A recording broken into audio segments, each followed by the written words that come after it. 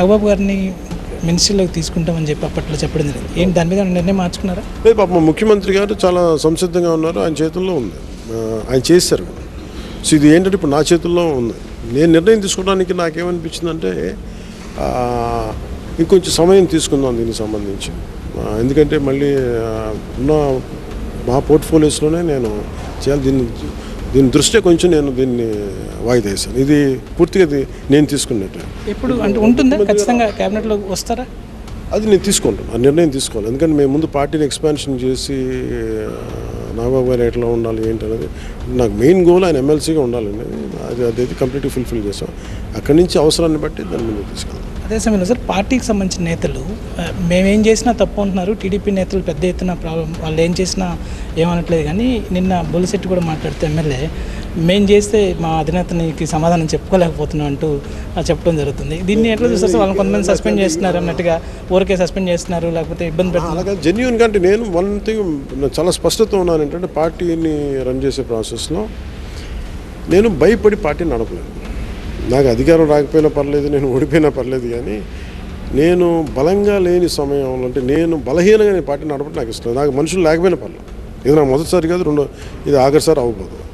గతంలో కూడా చాలామంది వచ్చి వెళ్ళిపోయినప్పుడు నన్ను ఇలాంటి ఆమ్ ట్విస్టింగ్ ఉంటే నాకేం చెప్తానంటే మనం గొడవపడి ఎందుకు ఉండటం పార్టీలో, మీరు సంతోషంగా మీ దారులు మీరు చూసుకుని ఆ దారి నేను చూసుకుంటాను. I'm very clear about it. అలాగే ఎవరన్నా సరే పార్టీ నియమావళి ఉంటుంది. మనందరం ఒక బేసిక్ గైడ్ లైన్స్తో ఉంటాం. ఇంకా మనం పెట్టుకున్న గైడ్ లైన్స్ని మనమే అతిక్రమించి పెట్టుకున్నప్పుడు ఖచ్చితంగా అది మొదటిసారి అయితే చేయను, రెండోసారి అయితే చేయను. కానీ ఇయర్స్ టుగెదర్ రిపీటెడ్గా చేస్తే మటుకు if that will it is a concern for the party. So that will be very strong on that. Janasena విస్తరణ మీద కూడా ఫోకస్ చేస్తున్నారు. జనసేన విస్తరణ కంటే ఉన్న వ్యవస్థని బలోపేతం చేయాలి. ఉన్న నాయకులందరికీ వారి కన్సర్న్స్, మా క్రియాశీల కార్యకర్తలు కావచ్చు, పార్టీ మెంబర్స్ కావచ్చు, actively I want engage them and I want to include them. I will take the అంటే వాళ్ళందరినీ అభిప్రాయాలు పరిగణలో తీసుకొని ముందుకెళ్దాం. Thank you sir.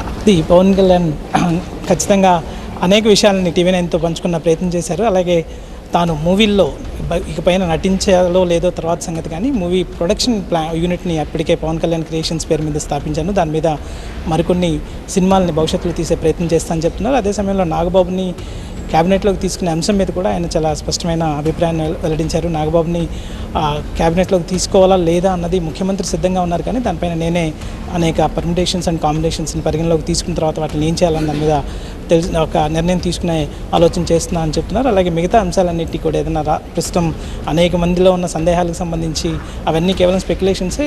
వాస్తవంగా ఆ పరిస్థితులు కలిగినప్పుడు, ఆ పరిస్థితులు వచ్చినప్పుడు ఎలా స్పందించాలో వాటికి ఆ టయానికి స్పందించే అవకాశం ఉంటుందని పవన్ కళ్యాణ్ చెప్తున్న నేపథ్యం కనిపిస్తుంది.